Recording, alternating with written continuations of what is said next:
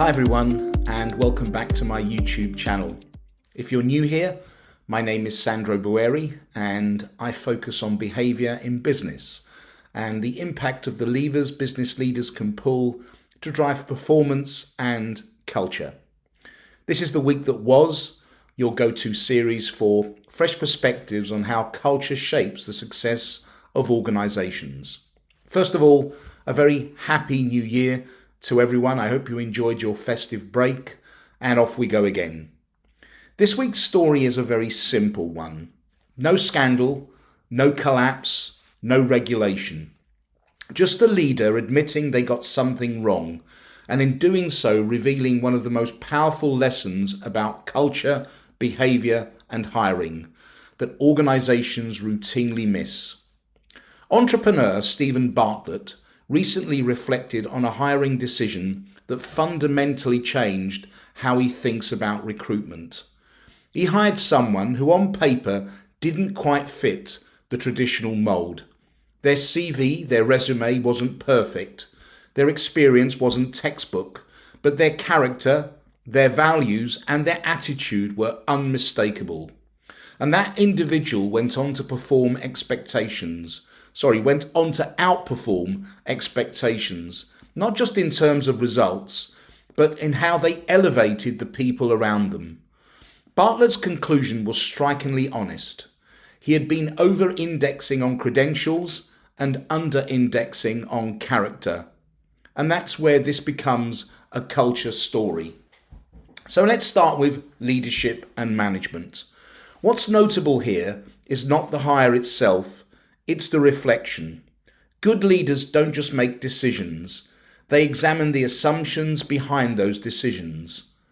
Bartlett publicly acknowledged that his previous hiring logic had been flawed. Not malicious, not careless, just incomplete. That's leadership maturity, because leadership isn't always about being right.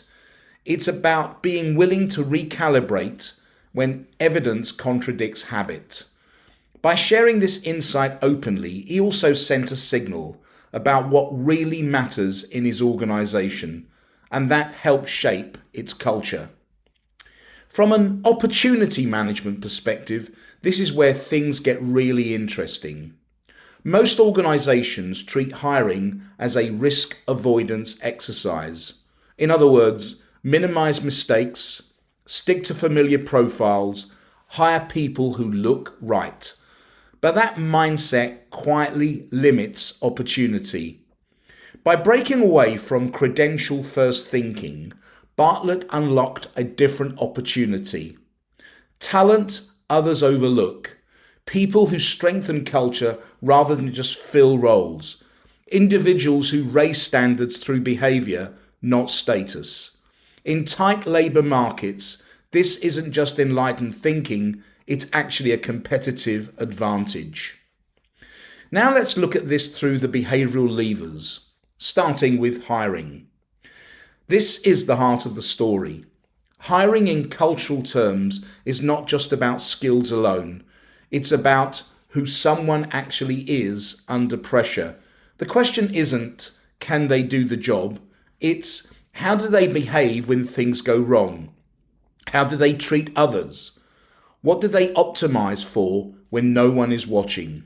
Bartlett's experience reinforces a simple truth. You can train skills, you can't train character, at least not easily.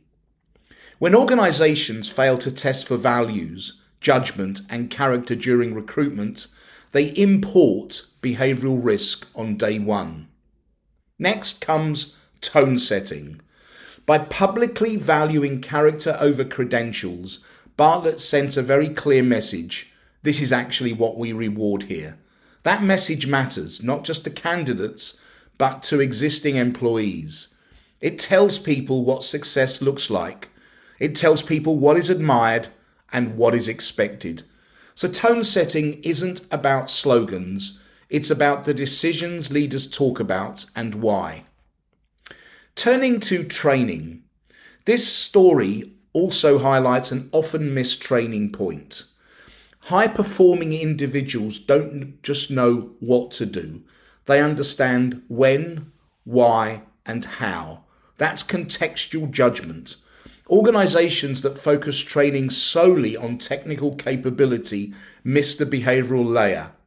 That layer that requires us to navigate ambiguity, to handle pressure, to read situations, and to choose the right response, not just the fast one. The hire Bartlett describes succeeded not because of superior credentials, but because of contextual awareness. Turning to incentives. When organizations promote or praise people purely for outcomes, they silently disincentivize collaboration, humility, speaking up, ethical hesitation. By elevating someone who behaved well, not just delivered well, Bartlett reshaped the incentive structure. He reinforced that how results are achieved matters, and people pay attention to that. And finally, what about performance management? This story reminds us that performance should never be measured in isolation from behavior. If someone hits targets while damaging trust, culture, or team dynamics, that's not high performance, it's deferred risk. The lesson here is simple. Sustainable performance is behavioral performance. Organizations that ignore this eventually pay the price. So what's the wider takeaway from this week's story? It's not about Stephen Bartlett. It's about the quiet power of hiring decisions to shape culture for better or worse. Every recruitment choice is a cultural choice. Every onboarding decision is a behavioral signal. Every promotion reinforces what the organization truly values. And when leaders get that right, the impact can be transformational. So, culture doesn't change through workshops or posters.